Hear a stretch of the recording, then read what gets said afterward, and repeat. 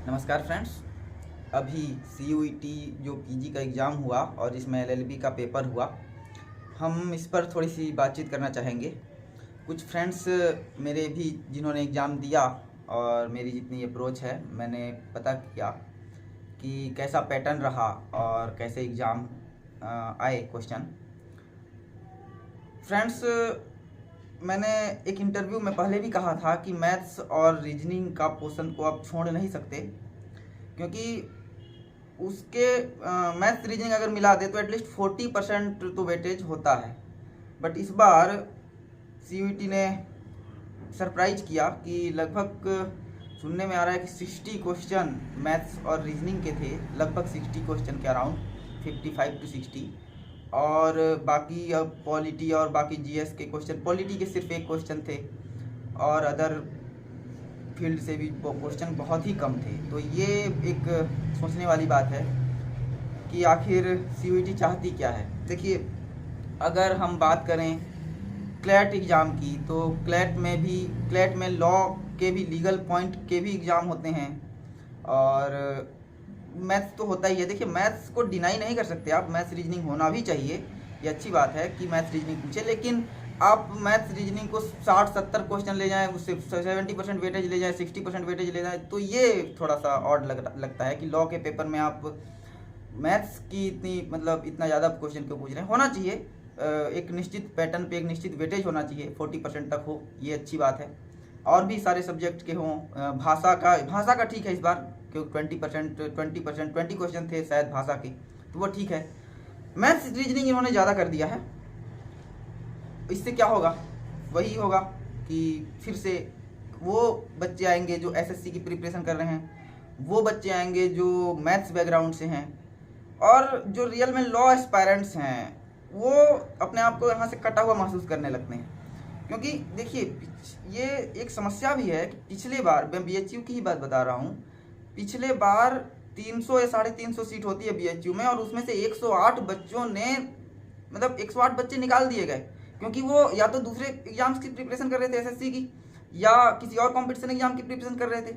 उन्होंने LLB में admission तो ले लिया, लेकिन फिर वो गए ही नहीं, क्लास ही नहीं आए, और फिर उनका एडमिशन फर्स्ट सेम के बाद कैंसिल हो गया। इसका नुकसान सिर्फ, देखिए, वो अपने अधिकारों का प्रयोग तो कर रहे हैं, लेकिन इसमें हो क्या रहा है कि जो वे बच्चे जो रियल में लॉ एस्पायरेंट हैं, जो रियल में लॉ करना चाह रहे हैं, सिर्फ इसलिए वो नहीं आ पा रहे हैं। तो ये एक समस्या है, और मैं इसीलिए अपील भी करना चाहूँगा कि अगर जिनका पहले से एम क्लियर है कि मुझे लॉ नहीं करना, और मुझे किसी और अदर कंपटीशन एग्जाम की प्रिपरेशन करनी है, तो वो एडमिशन न लें। इससे होगा क्या कि आप एडमिशन तो ले लेते हैं, आपके अधिकारों का वो हो गया, लेकिन आप एडमिशन ले लिए, फिर आप क्लासेस भी नहीं आ रहे, आप पढ़ भी नहीं रहे लोग, तो वो सीट बेकार चली जाती है। अगर आप एडमिशन ही ले लेंगे तो आपके नीचे वाले बच्चे को मिल जाएगा वो। तो ये एक बहुत बड़ी समस्या है।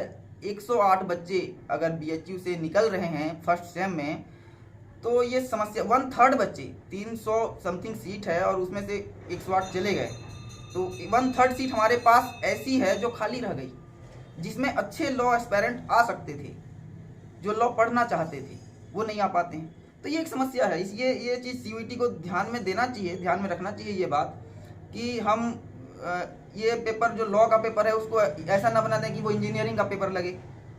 देखिए, मैं मैथ्स का ही विद्यार्थी हूँ, लेकिन मैथ्स एक लिमिट में हो तो समझ में आती है बात, लेकिन आप बहुत ज़्यादा मैथ्स पूछ रहे हैं, ये फिर एक दिक्कत वाली बात है। लेकिन इस बार देखिए, इस बार का पैटर्न, हाँ, पिछले बार मैथ्स का पोर्शन ठीक था, मैथ्स रीजनिंग का, इस बार बहुत ज़्यादा हो गया है। और मैं सभी एस्पायरेंट्स से भी कहना चाहूँगा जो अगले साल के लिए प्रिपरेशन कर रहे हैं, वे मैथ्स रीजनिंग को कभी भी इग्नोर ना करें। मैथ्स और रीजनिंग अच्छे से पढ़ाई करें, उसके साथ साथ अदर फील्ड भी करें। देखिए, इस बार मैथ्स रीजनिंग ज़्यादा पूछ दिया, इसका मतलब ये नहीं कि अगली बार भी पूछेगा। हो सकता है कि अगली बार किसी और का पोर्शन ज़्यादा हो। ये कंपटीशन एग्जाम का पैटर्न ऐसा होता ही है कि आप प्रिज्यूम नहीं कर सकते किसी भी चीज़ को। तो फ्रेंड्स, यही बात मैं करने के लिए यहाँ पे आया था। और ठीक है, जिनका पेपर नहीं बना अच्छे से, वो क्या कर सकते हैं, अगले साल फिर से आप कोशिश कीजिए, वरना और फिर जो जिनका पेपर अच्छा बना है, मेरा विश्वास है कि, देखिए, कई सारे लोग कह रहे हैं कि सबका खराब बना होगा, लॉ एस्पायरेंट्स जो लॉ की प्रिपरेशन कर रहे हैं। लेकिन जो एसएससी वाले बच्चे हैं या जो मैथ्स बैकग्राउंड के बच्चे हैं, उनके लिए सिंपल क्वेश्चन थे, उनके लिए वो सिंपल ही क्वेश्चन थे। बाकी लोगों के लिए ये टफ हो गया, क्योंकि जो जो मैथ्स बैकग्राउंड के नहीं हैं उनके लिए टफ हो गया एग्ज़ाम, बाकी लोग के लिए नॉर्मल ही है। तो देखिए, और जिनका अच्छा बना है, मेरा ख्याल है कि वो उनकी मैथ्स ठीक होगी। और मैं फिर से वही कहना चाहूँगा कि अगर आप किसी और कॉम्पिटिशन एग्जाम की प्रिपरेशन कर रहे हैं, आपका मैथ बैकग्राउंड से होते हुए अगर आप एलएलबी नहीं करना चाहते तो एडमिशन भी ना लें। इसका फ़ायदा फिर जो और अदर बच्चे हैं उनको हो जाए। यहीं मैं अपनी बात को विराम करता हूँ। फिर किसी टॉपिक पे, फिर किसी मुद्दे पर मिलते हैं नेक्स्ट वीडियो में। धन्यवाद।